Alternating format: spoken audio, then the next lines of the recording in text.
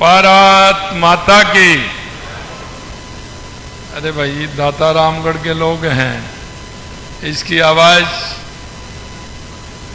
जब तक पूरे सीकर जिला, क्योंकि ये 3 जिलों का सीमा का जिला है, सीकर भी है और नागौर का डीडवाना भी है और जयपुर ग्रामीण भी है। तो पता लगना चाहिए कि ऐसे किसान की जो उन्होंने अपना जीवन पूरी किसान पथ में लगाते हुए समाज सेवा में लगाया, उनकी मूर्ति का अनावरण है। इसलिए जोरदार ताकत के साथ भारत मां की जय बोलेंगे। बोलिए भारत माता की, भारत माता जी, तेजाजी महाराज की, जीण माता की, साकमरी माता की, सालासर धाम की, काटू श्याम की, आप सभी की। आज के इस कार्यक्रम में मैं सबसे पहले मंच पर विराजमान हमारी संस्कृति के वाहक हमारे संत श्री रामरतन दास जी महाराज त्रिवेणी धाम, हीरापुरी जी महाराज थानापति बड़ी डूंगरी धाम, और हमारे संत और हमारे विधायक भाई बाल मुकुंदाचार्य जी, मेरे कैबिनेट में मेरे साथी, आपके अपने ही जो किसान नेता के रूप में जाने जाते हैं, ऐसे भाई झावर सिंह जी खर्रा साहब, कैबिनेट में मेरे दूसरे राज्य मंत्री श्री विजय सिंह जी चौधरी साहब, किसान आयोग के अध्यक्ष नागौर के पूर्व सांसद पूर्व मंत्री भाई CR चौधरी जी, सैनिक कल्याण बोर्ड के अध्यक्ष जो पूरे राजस्थान के सैनिकों के मूर्ति अनावरण का काम करते हैं और सैनिकों के प्रति जो उनका श्रद्धा भाव है, ऐसे सैनिक कल्याण बोर्ड के अध्यक्ष श्री प्रेम सिंह जी बाजौर साहब, पूर्व कैबिनेट मंत्री मेरे मित्र श्री लालचंद कटारिया जी, MLA धौन, युवा विधायक हमारे श्री गोवर्धन वर्मा जी, युवा विधायक खंडेला सुभाष मील जी, पार्टी के जिला अध्यक्ष श्री मनोज भाटर जी, प्रदेश के उपाध्यक्ष मुकेश दादी जी, संरक्षक ईश्वर राम इंडाला मेमोरियल ट्रस्ट के श्रीमती पारा देवी जी, मैं उनको नमस्कार करता हूं। कार्यक्रम के संयोजक श्री नेमाराम इंडाला जी, भाजपा प्रत्याशी दाता रामगढ़ गजानंद कुमावत जी, प्रधान प्रतिनिधि दाता रामगढ़ श्री प्रभु सिंह जी शेखावत, हमारे किसान मोर्चा के पूर्व प्रदेश अध्यक्ष भाई हरिराम रड़वा जी, पूर्व बीजेपी प्रत्याशी दाता रामगढ़ श्री गोविंद सिंह जी लांबा साहब, मंच पर विराजमान सभी अतिथिगण और मेरे सामने बैठे मेरे सभी पूजा योग बुजुर्गों, मेरे दिलों की धड़कन, मेरे युवा साथियों और मेरी माता बहनों, सबसे पहले आप सभी को मैं नमन करता हूं, आप सभी का अभिनंदन करता हूं और आप सभी को मैं प्रणाम करता हूं। मैं धन्यवाद देना चाहता हूं हमारे भाई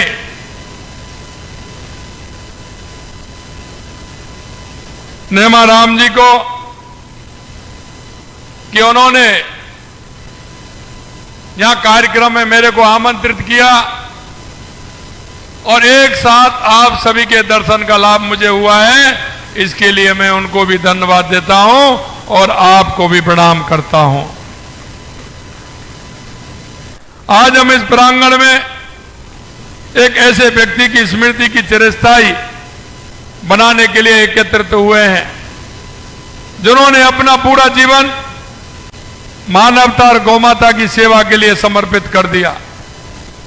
एक ऐसे किसान जिन्होंने अभी बता रहे थे कि ऐसी खेत में बैलों का हल चलाते हुए अपने परिवार की परवरिश तो की, लेकिन समाज सेवा का भी काम किया।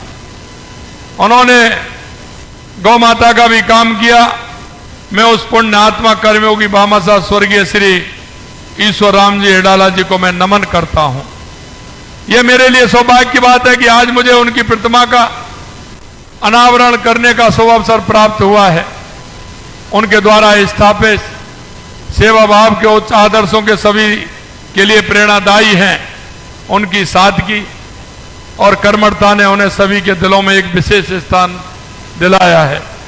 उनके हृदय में समाज के प्रति असीम करुणा और सेवा का अटूट संकल्प था। उन्होंने अपने पारिवारिक उत्तरदायित्व को निष्ठापूर्वक निभाते हुए आसपास के लोगों के सुख और दुख को अपना समझा। गौ माता के प्रति उनका अगाध प्रेम और श्रद्धा थी। उन्होंने वर्ष 2003 में दासरौली में कामधेनु गौशाला की स्थापना कर गौवंश को सुरक्षित और आश्रय प्रदान किया। उन्होंने तन मन धन से गौ माता की सेवा की और आज यह गौशाला सैकड़ों गौवंश की सेवा का केंद्र बनी हुई है। आज पूरा गांव इस नेक कार्य में सहभागी बन रहा है, जो हमारी संस्कृति और परंपराओं का एक सुंदर उदाहरण है। शिक्षा के महत्व को गहराई से समझने वाले ईश्वर राम जी ने गांव के विद्यालयों के समय समय पर उदारता पूर्वक आर्थिक सहयोग दिया। ग्राम सेवक सहकारी समिति राजपुरा के अध्यक्ष के रूप में उन्होंने किसानों को समय पर उच्च गुणवत्ता वाले खाद बीज और उपलब्ध कराए और किसानों को ऋण दिलवाकर उनकी आर्थिक स्थिति को मजबूत करने का काम किया। साथियों, आज यहां बड़ी संख्या में किसान भाई मौजूद हैं और आप लोगों के बीच आकर मुझे बड़ी प्रसन्नता मिली है, क्योंकि जब भी मैं किसान भाई को देखता हूं, मेरे मन में उनके प्रति जो भाव आता है, मैं उनको शब्दों में व्यक्त नहीं कर सकता। क्योंकि किसान का जीवन बहुत ही सामान्य और ऐसा रहता है कि उसकी उदारता, उसकी समझ, उसके विचार, उसकी सोच हमेशा देश और राष्ट्र के प्रति समर्पित भाव से होती है। क्यों? किसान मन का साफ होता है और किसान जब मन का साफ होता है, किसान अपने दायित्व को निभाता है तो निश्चित रूप से समाज में एक अच्छा संदेश भी जाता है। मैं किसान की पीड़ा को भी समझता हूं। अभी अभी हमारे माननीय जावर सिंह जी कह रहे थे कि आपने बैलों की जोड़ी के लिए अनुदान देने का काम किया है। मुझे पता है यह क्षेत्र तो ऐसा है जो पूरे देश के लिए नागौर और ये हमारा सीकर, हमारा जयपुर ग्रामीण, पूरे देश के लिए यहां से बैल जाते थे और पूरे देश में खेती करने का काम उन बैलों से होता था।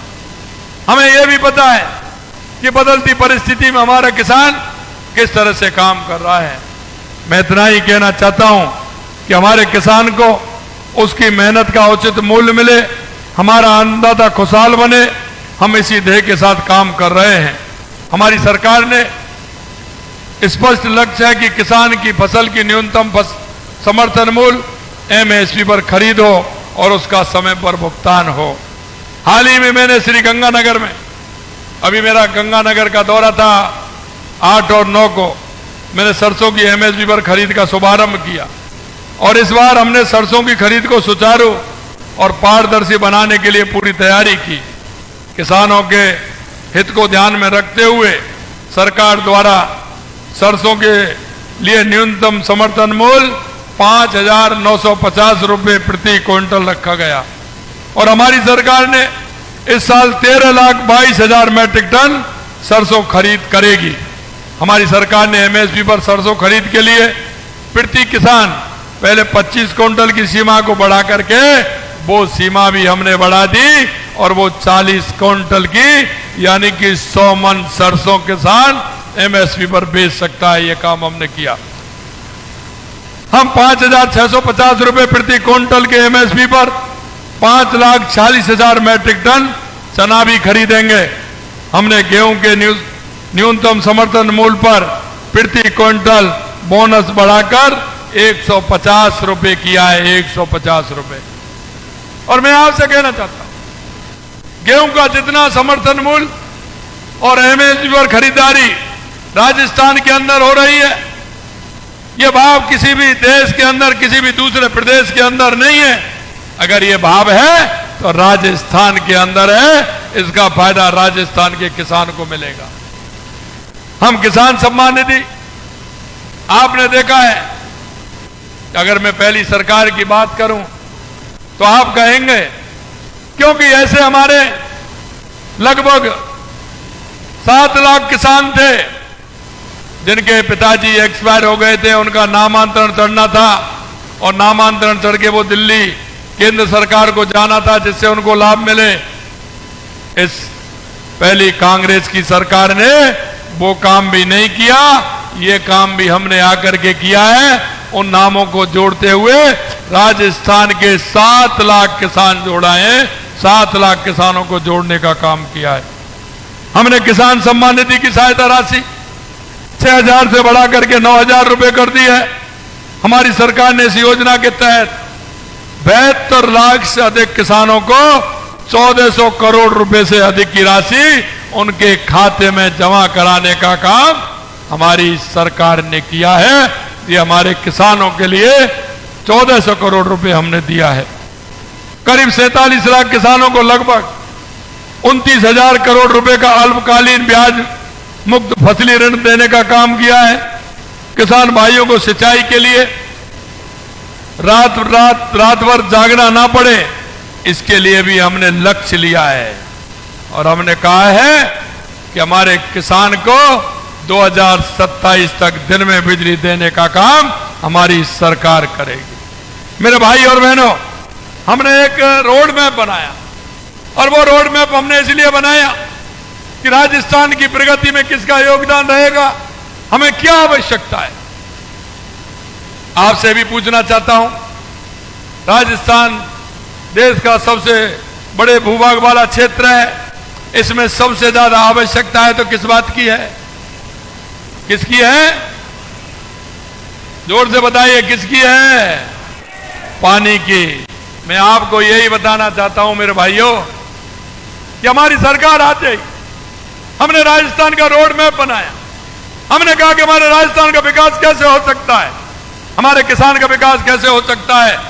हमने सबसे पहले देखा कि पूरे राजस्थान में पानी की पूर्ति कैसे हो सकती है। आपने देखा होगा, हमने सबसे पहले जो हमारे 17 जिले पूर्वी राजस्थान के ERCP योजना जो दशकों से लोग भटका रहे थे, उसको हमने देश के यशस्वी प्रधानमंत्री नरेंद्र मोदी जी से कहा और उन्होंने हमारी स्कीम को आगे बढ़ाया। उसका MOU हुआ और आपने देखा 17 दिसंबर को हमने उसका शिलान्यास किया। उसमें 17 जिले 4 लाख हेक्टेयर जमीन को सिंचाई का पानी मिलेगा और 3 करोड़ लोगों को पीने का पानी मिलेगा। ये योजना हमने लाकर के धरातल पर उतारने का काम किया है। दूसरी हमारी योजना यमुना जल की, जो शेखावटी को यमुना जल का पानी आना है, हमने उसके लिए देश के यशस्वी प्रधानमंत्री नरेंद्र मोदी जी के नेतृत्व में उसका MOU हमने किया और उसका MOU करके हमने कहा कि यमुना का पानी हमारे शेखावाटी को मिलेगा। लेकिन आपने देखा, जैसे ही हमने MOU किया 2 महीने बाद, 2.5 महीने बाद हरियाणा का चुनाव आ गया और हरियाणा का चुनाव आ गया, वहां जो कांग्रेस के लोग हैं, कांग्रेस पार्टी, हरियाणा की कांग्रेस पार्टी ने अपने घोषणा पत्र में लिख दिया कि अगर हरियाणा में कांग्रेस की सरकार आएगी तो हम राजस्थान को यमुना का जो समझौता है उसको रद्द कर देंगे। कांग्रेस के लोग मेरे से विधानसभा के अंदर पूछ रहे कितना पानी आएगा। अब मैं उनसे कहना चाहता हूं कि अब आप पूछने के हकदार ही नहीं है, आप यमुना जल की बात करने के हकदार ही नहीं है, क्योंकि आपने जिस दिन वो हरियाणा का घोषणा पत्र लागू हुआ था, यहां के हमारे पूर्व मुख्यमंत्री कांग्रेस के उस घोषणा पत्र को जारी हरियाणा में कर रहे थे और उसमें यह था कि कांग्रेस की सरकार आई तो राजस्थान का यमुना समझौता रद्द होगा। मेरे भाई और बहनों, मैं इतना बताना चाहता हूं कि उस चुनाव में मैं भी गया था हरियाणा के चुनाव में मैं भी गया था, तो मेरे को यह बताया गया हमारी पार्टी के लोगों द्वारा कि कांग्रेस ने अपने घोषणा पत्र में यह कहा है। मैंने कहा चिंता मत करिए, यह राजस्थान की जनता है, यह वैसे नहीं भाव और भावना के द्वारा इनको बराबर कर देगी। मैं इसलिए भी आपको प्रणाम करना चाहता हूं, नमन करना चाहता हूं। मैंने उस समय भी वहां कहा था और मैंने यह कहा था कि हरियाणा में भारतीय जनता पार्टी की सरकार बनेगी, कांग्रेस किसी कीमत पर नहीं आएगी। इसलिए हमारा यमुना समझौता को ये रद्द कर ही नहीं सकते। इनकी सरकार आएगी जब तो करेंगे, जब सरकार नहीं आएगी तो कहां से कर देंगे। और आपने देखा, अभी कोई मेरे को वीडियो बता रहा था, हमारे कांग्रेस के लोग वहां गए और इनके सामने उन्होंने भाषण दिए, लेकिन ये जो हमारे यहां लोग हैं उनकी आपने देखा होगा, उन्होंने उनको जवाब भी नहीं दिया। क्योंकि चाहे प्रदेश की मंत्रिमंडल हो या केंद्र का मंत्रिमंडल हो, ऐसे लोग बहुत हैं जो केंद्र में भी रहे और प्रदेश में भी रहे। कभी इन्होंने किसान की चिंता की क्या? कभी यमुना जल के बारे में बात की क्या? अभी कहते हैं, हमसे पूछते हैं, ट्वीट करते हैं, मुख्यमंत्री जी आप शेखावाटी में आए हो, ये पानी कब तक आ जाएगा? अरे भाई पानी कब तक आ जाएगा? जल्दी आएगा, चिंता मत करिए। क्योंकि हमारी डीपीआर बन रही है। कल ही हमारी पिलानी के अंदर तीसरी मीटिंग डीपीआर की हुई है। आप क्यों चिंता कर रहे हैं?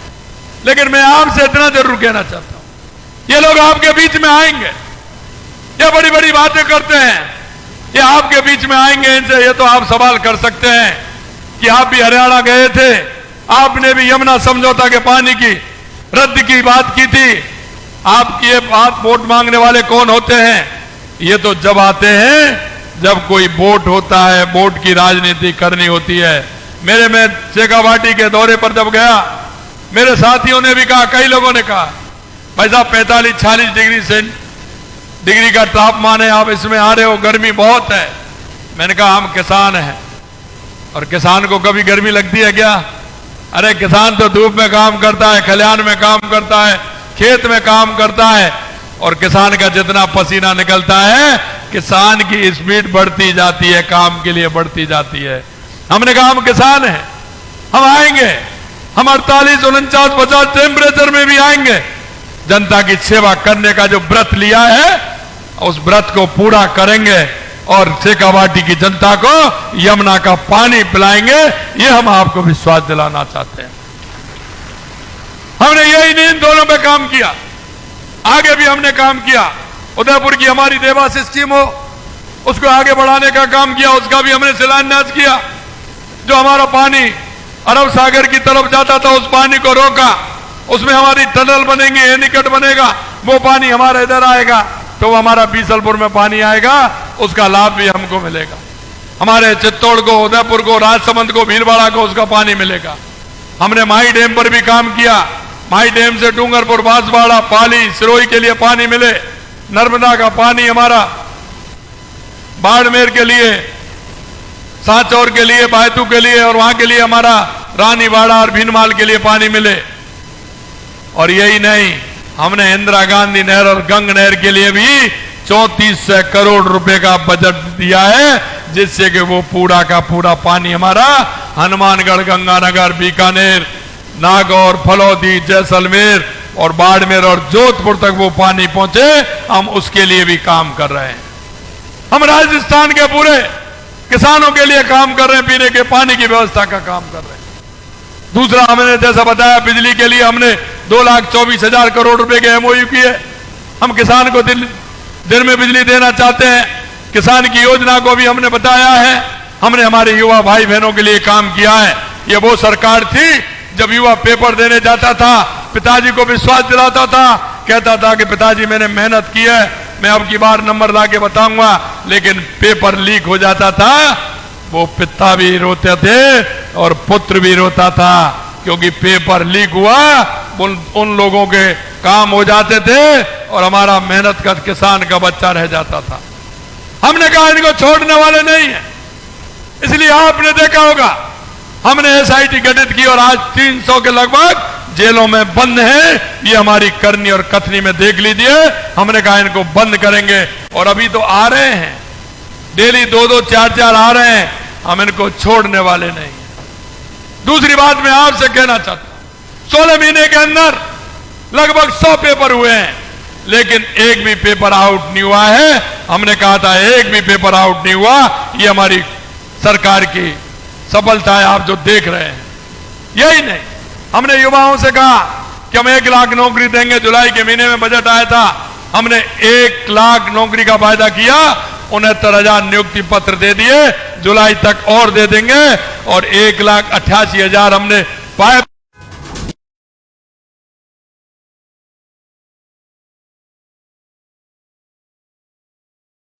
कब रिजल्ट आएगा और नियुक्ति पत्र कब देने वाले हैं। शायद राजस्थान में इस तरह का कैलेंडर पहली बार निकला है। हमारे युवाओं से मैं कहना चाहता हूं, युवा भाई बहनों से कहना चाहता हूं, आप मेहनत करिए, आइए, कौन सा पेपर आपको देना है आप पेपर दीजिए और अपने उस किसान पिताजी का सहयोगी बनिए, जिससे आपका परिवार अच्छा परिवार और जिससे समृद्धि हुआ परिवार मिले। यह मैं आपसे कहना चाहता हूं। हमने राजस्थान के अंदर, क्योंकि अगर हमारा उद्योग बढ़ेगा तो रोजगार भी मिलेंगे, हमारे आय भी बढ़ेगी। हमने राजस्थान किया 35 लाख करोड़ रुपए का, उसमें से 3 महीने के अंदर 3 लाख करोड़ रुपए से ऊपर के काम जमीन पर उतर के आ गए। ये 3 महीने का काम है जो जमीन पर उतर के आ गए।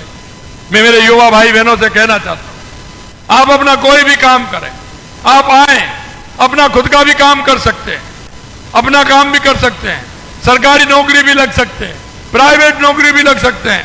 आप सभी से मेरा इतना आग्रह है, मैं आपसे निवेदन करना चाहता हूं, क्योंकि हम ईश्वर राम जी के इस मूर्ति अनावरण कार्यक्रम में आए हैं, उन्होंने समाज सेवा की है।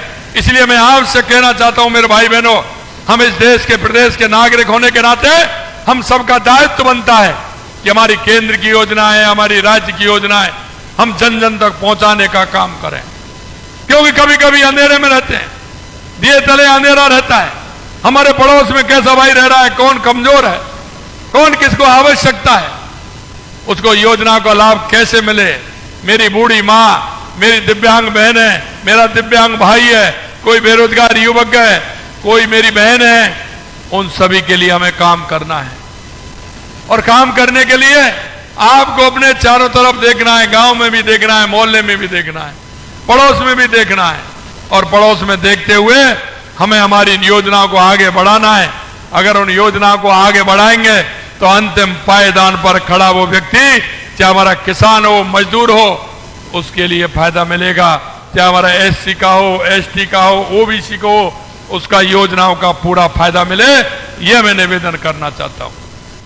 जब आपके बीच में ऐसे लोग आए, सिर्फ वो वोट के समय पर आते हैं, उनसे कुछ सवाल जरूर पूछना कि 70 साल के अंदर आपने इस प्रदेश में क्या किया है। मैं आपसे अंत में इतना ही कहूंगा कि आप इन हमारी योजनाओं को नीचे उतारने का काम करेंगे। आज मैं इस कार्यक्रम में आया और इस कार्यक्रम में आपने जो मान और सम्मान दिया है उसके लिए मैं आप सभी को धन्यवाद देता हूं। और मैं सबसे पहले, क्योंकि यह दातारामगढ़ वो धरती है, इसने प्रदेश को दिशा देने का काम किया है और प्रदेश ने दिशा देने को काम किया है सबसे पहले हमारे विधायक साहब ने की थी, भैरव सिंह जी शेखावत साहब ने की। मैं आज उनको भी याद करता हूं कि उसकी इस पुण्य भूमि पर मैं आया हूं। मैं उनको भी नमन करता हूं और ईश्वर राम जी इंडला जी को भी नमस्कार करता हूं। अंत में आपसे इतना ही कहना चाहता हूं कि आप आइए, हम सब मिलकर के हमारे राजस्थान को कैसे विकसित बना सकते हैं, कैसे उत्कृष्ट बना सकते हैं और हम एक बदलाव की बिहार जो देश के यशस्वी प्रधानमंत्री नरेंद्र मोदी जी के नेतृत्व में विरासत भी और विकास भी और देश को 2047 तक विकसित बनाने का और दुनिया की तीसरी शक्ति बनाने का जो संकल्प है, उस संकल्प को हम मिलकर के पूरा करें। आप सभी को बहुत बहुत धन्यवाद। जय हिंद, जय भारत, जय राजस्थान।